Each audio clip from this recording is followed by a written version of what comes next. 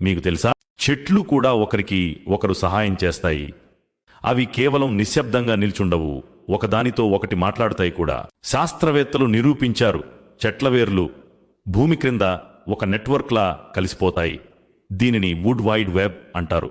ఈ వేర్లు ఒకదానితో ఒకటి సందేశాలు పంపుతాయి.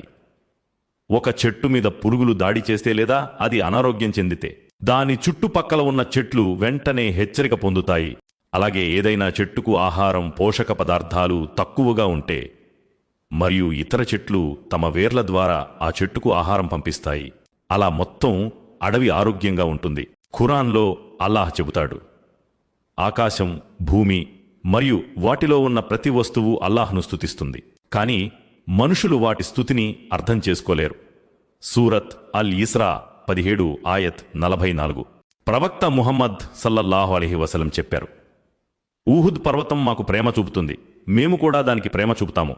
సహీహ్ బుఖారి 2889. అంటే ప్రాణం లేని వస్తువులలో కూడా భావన, అనుభూతి మరియు చైతన్యం ఉందని అర్థం.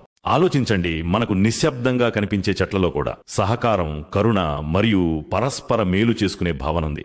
అయితే మనుషులమైన మనం ఎందుకు ఒకరికి ఒకరు సహాయం చేయకూడదు? అల్లాహ్ మనకు జ్ఞానం, మాట మరియు హృదయం ఇచ్చాడు. దీనివల్ల మనం భూమిపై రహ్మత్, దయ, ఆశీర్వాదం అవ్వాలి మరియు మంచితనం, ప్రేమ మరియు మేలు వ్యాప్తి చెయ్యాలి.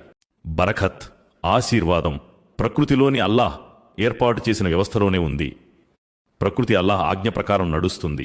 ఖురాన్ శాస్త్రం కంటే ఉన్నతమైనది మరియు ముమిన్ యొక్క విశ్వాసం ఖురాన్ మరియు హదీత్ పైనే ఉంటుంది. సహాబాలు ఎలా అర్థం చేసుకున్నారో అదే రీతిగా అర్థం చేసుకోవడమే నిజమైన ఇమాన్ అను విశ్వాసం. శాస్త్రం నమ్మినా నమ్మకపోయినా